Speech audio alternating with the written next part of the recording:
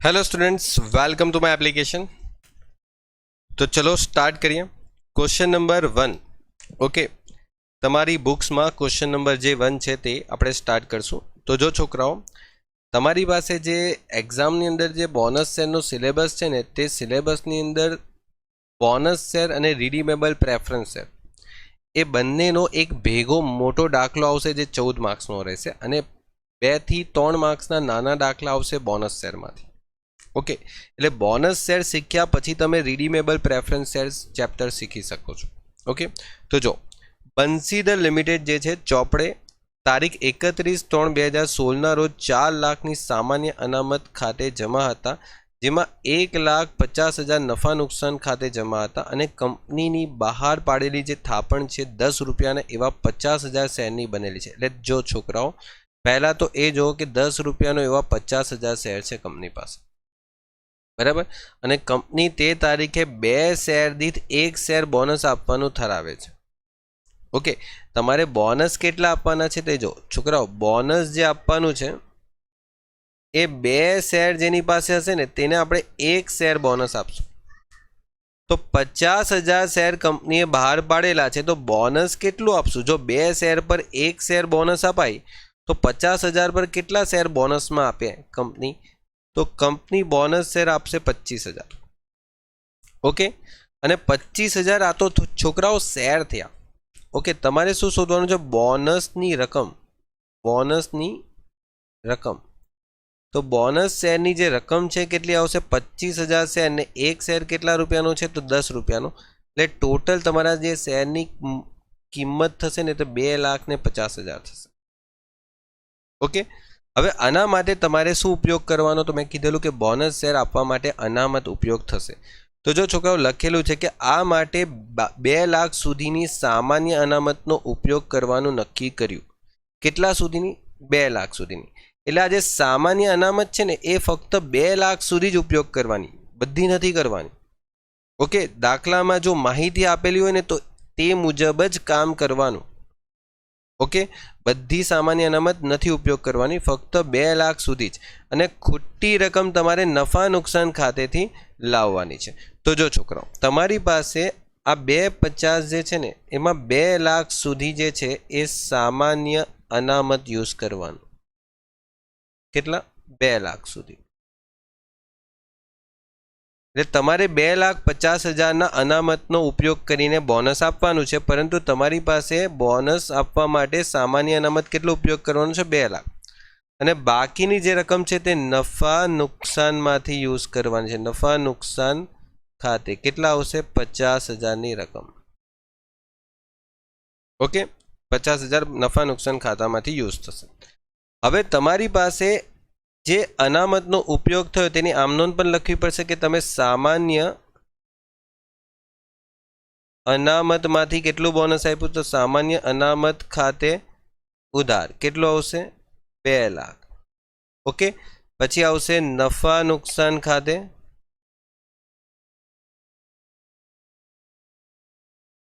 ઉધાર કેટલું આવશે? 50,000।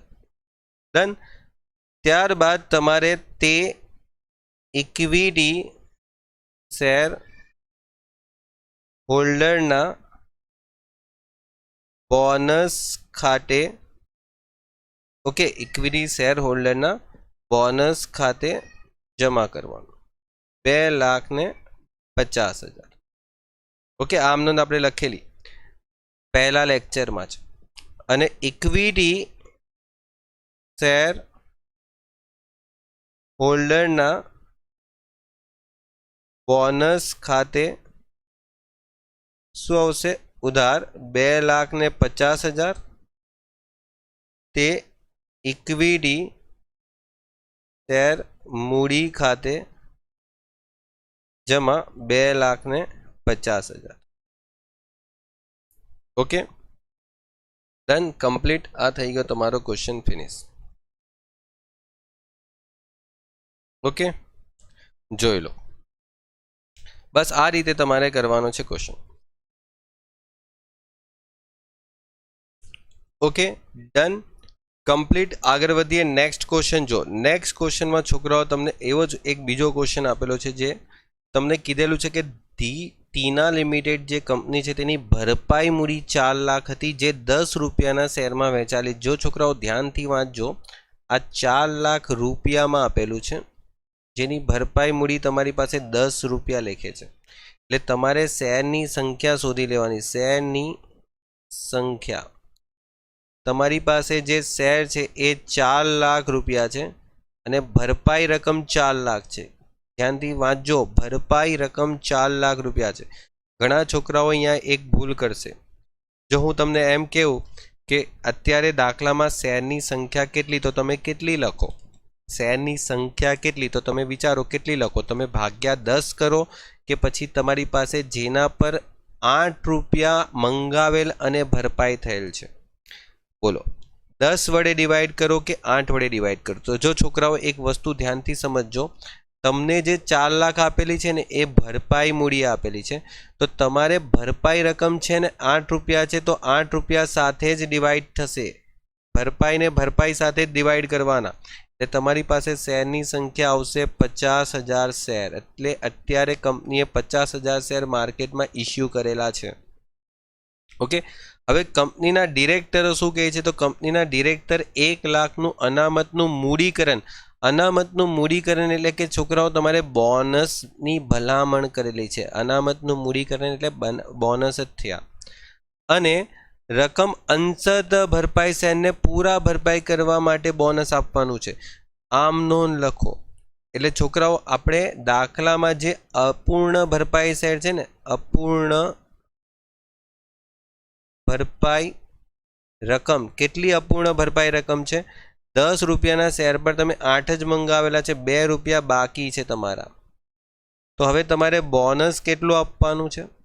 તો તમારી પાસે 50,000 શેર છે અને આ 50,000 શેર છે અને 2 રૂપિયા જે પેલા બાકી છે ને તે બોનસમાં આપી દો. એટલે તમારા જે શેર છે એ 50,000 × 2 મળીને ટોટલ 1 લાખ રૂપિયાનું બોનસ થઈ જશે. અને આ જે તમે બોનસ આપો છો તેની પહેલી એન્ટ્રી શું આવશે? બોનસ શેમાંથી આપો છો? તો અનામત ભંડોળમાંથી આપો છો. બરાબર, અનામતનું મૂડીકરણ. તો લખશું અનામત ખાતે ઉધાર તે ઇક્વિટી શેર હોલ્ડરના બોનસ ખાતે. કેટલા આવશે? 1 લાખ. અને અહીંયા કેટલા આવશે? બીજા 1 લાખ. બીજી આમ નોંધ શું આવશે? ઇક્વિટી શેર હોલ્ડરના બોનસ ખાતે ઉધાર. બોલો, ચાલશે? નહીં છોકરાઓ, આપણે આખરી હપ્તો મંગાવવાનો છે, તો આખરી હપ્તાવાળું બોનસ આવે ને તો તોન આમ નોંધ થશે. શું આવશે? તો બોલે કે આખરી હપ્તા ખાતે ઉધાર તે ઇક્વિટી શેર મૂડી ખાતે જમા. કેટલું બોનસ થશે? 1 લાખ. અને બીજું કેટલું? 1 લાખ. હવે મેં તમને ત્રીજી આમનોંધમાં શું કીધેલું કે આ જે અહીંયા જમા કર્યું છે તેને ઉધાર કરી દો. ઇક્વિટી શેર હોલ્ડરના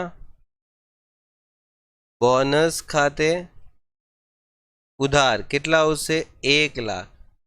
અને જે અહીંયા તમે ઉધાર કર્યું છે તેને જમા કરી દો. તે આખરી હપ્તા ખાતે કેટલા આવશે? 1 લાખ. ડન. આ થઈ ગયો તમારો દાખલો. અહીંયા ફિનિશ. જોઈ લો, કમ્પ્લીટ. ચેક કરી લો. આ રીતે તમારે આમનોંધ કરવાની છે. ત્યાર પછી નેક્સ્ટ ક્વેશ્ચન પર જશું. તો જો નેક્સ્ટ ક્વેશ્ચન તમને થોડોક લોંગ આપેલો છે. ઓકે, આપણે એને સોલ્વ કરશું. કે 6 કંપની જે છે તે પાકા સર્વેની વિગતો તમને આપેલી છે. કોઈ એક 6 કંપનીની સત્તાવાર ઠાપણ. છોકરાઓ, સત્તાવાર ઠાપણ છે ને એને તમારે ખાલી આમ 2 નીચે અંડરલાઈન કરી દો. આનું કંઈ કામ નથી. સત્તાવાર ઠાપણ એટલે કે આના કરતાં વધારે શેર કંપની માર્કેટમાં બહાર પાડી શકે નહીં. ઓકે, આના કરતાં વધારે શેર અત્યારે કંપની બહાર પાડી શકે નહીં. ઓકે, તો કંપની અત્યારે બહાર પાડેલા શેર કેટલા છે અને ભરપાઈ થયેલા શેર કેટલા છે તે પણ તમને આપેલું છે. જો કંપનીએ બહાર પાડેલા જે શેર છે અને ભરપાઈ થયેલા શેર છે જો આપેલા છે, બહાર પાડીને ભરપાયેલ કેટલા છે? 1 રૂપિયા લેખે 50,000 શેર પૂરા મંગાવેલા છે. 50,000 રૂપિયા જો લખેલું છે દાખલામાં, પૂરા મંગાવેલા એટલે 1 રૂપિયાનો શેર છે અને 50,000 શેર છે, તો પૂરેપૂરા 50,000 આવેલા છે. ઓકે, હવે છોકરાઓ તમને અહીંયા દાખલામાં લખેલું પણ છે કે ઇક્વિટી શેર પર 20% બોનસ જાહેર કરતો ઠરાવ પસાર કરવામાં આવ્યો. છોકરાઓ બોનસ આપે ને તો ડિરેક્ટરો મીટિંગ કરીને બોનસને મતલબ બોનસ પસાર કરવાનો એક ઠરાવ કરશે અને એ ઠરાવ મંજૂર થયા પછી એ બોનસ આપશે. તો જેના નાણાં 6,000 સામાન્ય અનામત ભંડોળમાંથી તમારે ઉપયોગ કરવાના અને જો ચોખ્ખું લખેલું છે કે બાકીની રકમ નફા નુકસાનમાંથી લેવાની છે. એટલે છોકરાઓ બોનસ આપશું કેટલું? તો જો તમારી પાસે શેર કેટલા છે દાખલામાં? તો શેર છે 50,000, રાઈટ? 50,000 શેર છે. ઓકે, એટલે તમારી પાસે ટોટલ શેર કેટલા થઈ ગયા? 50,000. હવે શેર ટોટલ 50,000 થઈ ગયા તો શેર મૂડી કેટલી થઈ ગઈ? શેર મૂડી, આ શેરની સંખ્યા 50,000 છે. પરંતુ આ દાખલામાં છોકરાઓ એક પ્રોબ્લેમ એ છે કે તમારી પાસે જે શેર છે ને એ પણ 1 રૂપિયાનો છે. એટલે 50,000 શેર સાથે જો હું 1 રૂપિયો મલ્ટિપલ કરીશ ને તો મારી મૂડી પણ કેટલી થઈ જશે? 50,000 રૂપિયામાં. હવે છોકરાઓ તમે કેટલા ટકા બોનસ જાહેર કરો છો? તો બોનસ જાહેર કરો છો 20%. કેટલા ટકા? 20% બોનસ જાહેર કરો છો. એટલે તમારી જે બોનસ મૂડી આવશે ને, બોનસ વાળી જે મૂડી આવશે ને એ તમારા 50,000 રૂપિયાના 20% આવશે. કેટલા થશે? 10,000 રૂપિયાનું તમે બોનસ આપશો. કેટલા રૂપિયાનું? 10,000 રૂપિયાનું. હવે આ બોનસની જોગવાઈ તમારે શેમાંથી કરવાની છે? તો જો લખેલું છે 6,000 અનામત ભંડોળમાંથી લખેલું છે. એટલે આ બોનસ જે છે એમાંથી જે પહેલો પોઈન્ટ એ છે કે અનામત ભંડોળ છે ને, અનામત ભંડોળ, એ અનામત ભંડોળમાંથી તમારે 6,000 ઉપયોગ કરવાના અને બાકીની જે રકમ છે તે તમારે ક્યાંથી લેવાની છે? જો દાખલામાં બધું લખેલું છે, બાકીની રકમ નફા નુકસાન ખાતામાંથી લેવાની લખેલું જ છે. જો છોકરાઓ જેમ લખેલું છે તેમ દાખલામાં સૂચના પ્રમાણે કામ કરવાનું. એટલે અનામત ભંડોળ પછી નફા નુકસાનમાંથી કેટલા? 4,000 બીજા ઉપયોગ કરવા પડે. એટલે ટોટલ મળીને આપણે 10,000 રૂપિયાની જરૂર છે બોનસ માટે. તો આ 10,000 રૂપિયા તમારા થઈ જાય. તો છોકરાઓ આમનોન શું થશે? તો આમનોન થશે અનામત ભંડોળ ખાતે ઉધાર કેટલા? 6,000. નફા નુકસાન ખાતે ઉધાર 4,000. તે ઇક્વિટી શેર હોલ્ડરના બોનસ ખાતે કેટલા આવશે? 10,000. અને બીજી આમ નોંધ, ઇક્વિટી શેર હોલ્ડરના બોનસ ખાતે ઉધાર કેટલા આવશે? 10,000. તે ઇક્વિટી શેર મૂડી ખાતે કેટલા આવશે? 10,000. કમ્પ્લીટ. જોઈ લો, આ થઈ ગયો તમારો દાખલો કમ્પ્લીટ, એકદમ પરફેક્ટ. ઓકે, જેવું દાખલામાં કીધેલું છે ને એવું કામ કરવાનું છે. ઓકે, દાખલામાં સૂચના પ્રમાણે કામ કરવાનું, જેમ સૂચના આપેલી હોય તેમ. ને જો સૂચના ન આપેલી હોય તો પછી આપણે જે કંપની એક્ટનો નિયમ છે તે પ્રમાણે કામ કરવાનું. ઓકે, ચાલો આગળ વધીએ. Next question number 4. હવે જો ક્વેશ્ચન નંબર 4માં વાંચો શું લખેલું છે કે ફેરા કંપની છે જેની સત્તાવાર થાપણ 10 લાખની છે, 100 રૂપિયાનો એક એવા ઇક્વિટી શેરમાં વહેંચાયેલી છે. સત્તાવાર થાપણને છોકરાઓ ભૂલી જાઓ, સત્તાવાર થાપણને જવા દો. આપણે સત્તાવાર થાપણ પર બોનસ આપવાનું નથી હોતું. આપણે બહાર પાડેલી થાપણ એટલે બહાર પાડેલા જે શેર છે ને તેના પર આપણે શું કરવાનું છે? બોનસની ગણતરી કરવાની છે. ઓકે, બહાર પાડેલા જે શેર છે તે. તો જો દાખલામાં અહીંયા લખેલું છે કે ₹100નો એક એવા ઇક્વિટી શેરમાં વહેંચાયેલી કંપનીની બહાર પાડેલી જે થાપણ છે તે 4,80,000 છે અને શેર દીઠ 80 મંગાવેલા છે અને ભરપાઈ થયેલા છે. હવે છોકરાઓ એક વસ્તુ સમજો કે તમે શેરની સંખ્યા અહીંયા શોધશો તો કેટલી? શેરની સંખ્યા કેટલી? દાખલામાં તમારી પાસે જે થાપણો આપેલી છે તે કઈ થાપણ છે? બહાર પાડેલી થાપણ છે કે ભરપાઈ થયેલી છે? આજે તમને 4,80,000 આપેલા છે તે બહાર પાડેલા છે કે પછી ભરપાઈ છે?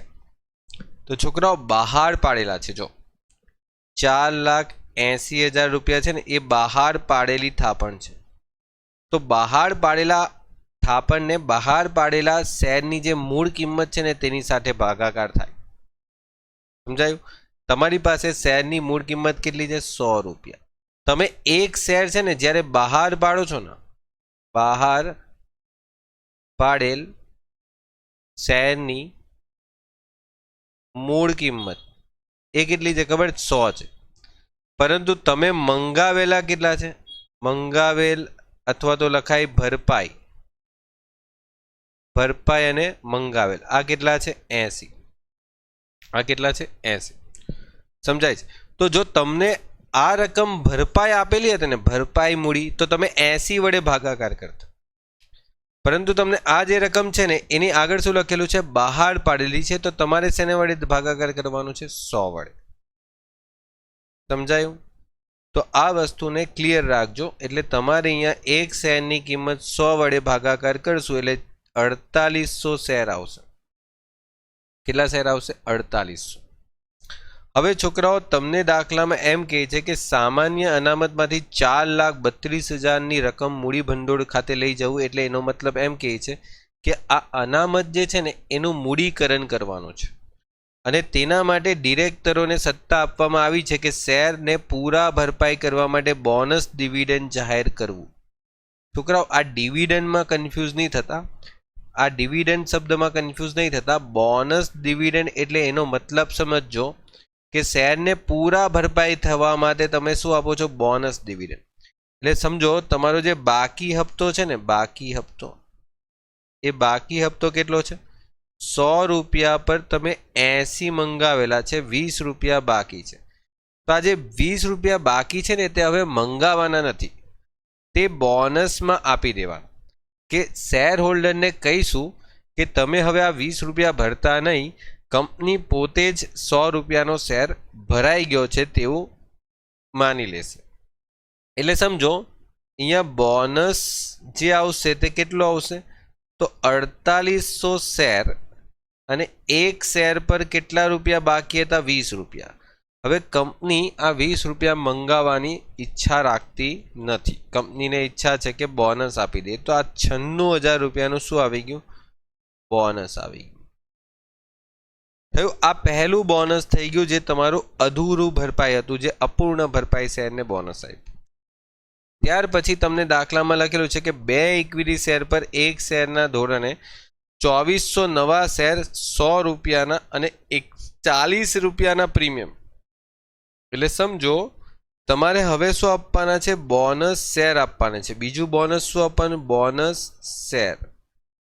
છોકરાઓ બંને દાખલા ભેગા આવી ગયા, બંને એક જ વસ્તુમાં આવી ગયું. મતલબ સમજો અત્યાર સુધી જે આપણે દાખલા કરતા હતા તેમાં અપૂર્ણ ભરપાઈ શેરને બોનસ આવતું હતું અથવા તો પૂરા ભરપાઈને બોનસ આવતું હતું.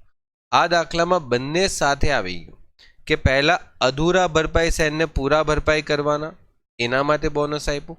ત્યાર પછી તમે છે ને શું કર્યું કે જે બોનસ અપાયા પછી તમે બોનસ શેર આપ્યા. કેટલા બોનસ શેર આપ્યા? 2400 શેર આપ્યા.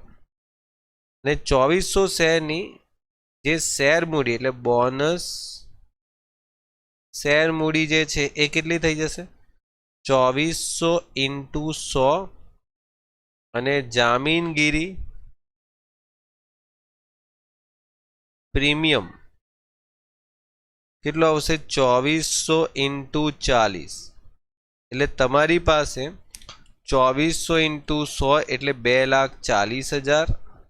ઓકે, અને 2400 ઇન્ટુ 40 એટલે 96,000.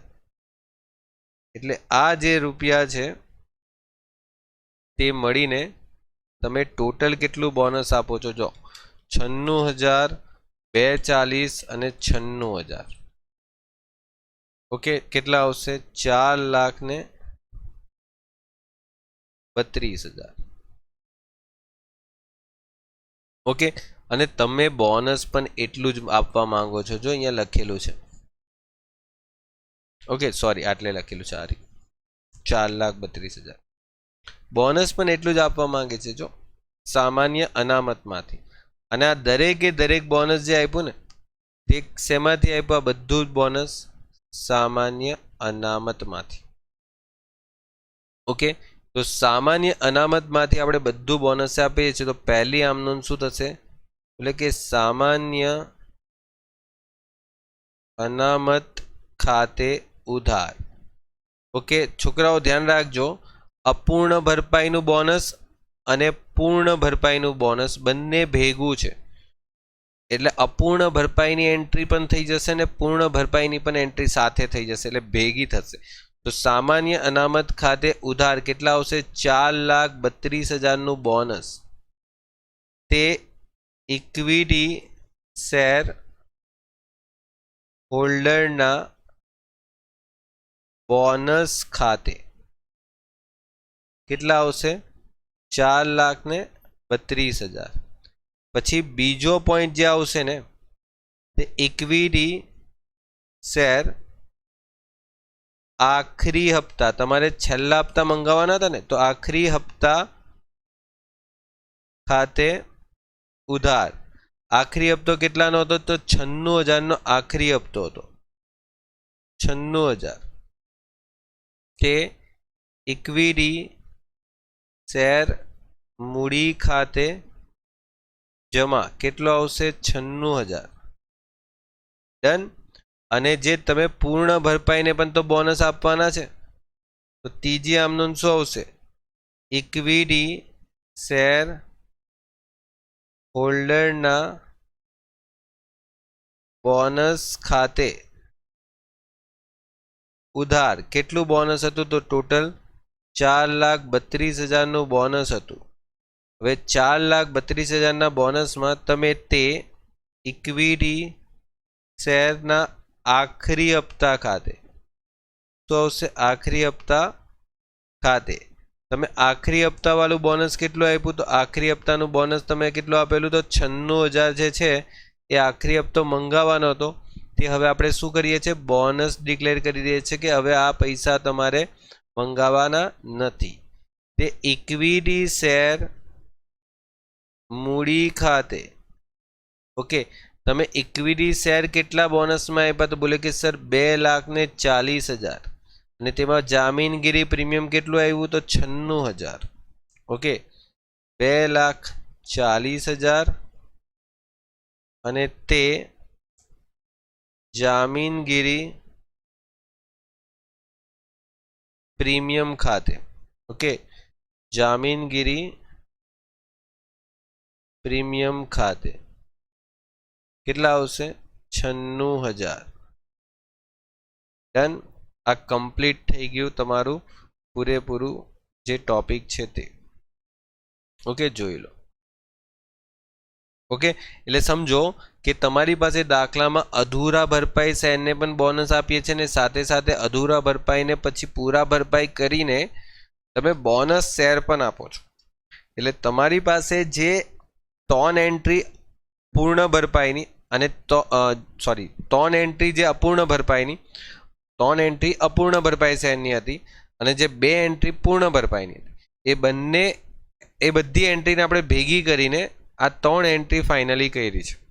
ઓકે, એટલે ધ્યાન રાખજો, જ્યારે પણ તમારી પાસે બંને ભેગી આવી જાય સિચ્યુએશન કે તમે અપૂર્ણ ભરપાઈ શેરને પણ બોનસ આપો છો અને પૂરા ભરપાઈ શેરને પણ બોનસ આપો છો, તો ત્યારે શું કરવાનું છે? જે તમારી એન્ટ્રી અલગ અલગ થતી હતી બંને સિચ્યુએશનની, એને ભેગી કરી દેવાની. ઓકે, તમારું ટોટલ બોનસ તમે સામાન્ય અનામતમાંથી આપો છો, તો બોનસ સામાન્ય અનામતમાંથી આપશો તો ઉધાર, તે બોનસ ખાતે. અને આખરી હપ્તાવાળું બોનસ છે એટલે આખરી હપ્તા ખાતે, તે મૂડી ખાતે. અને પછી બોનસ.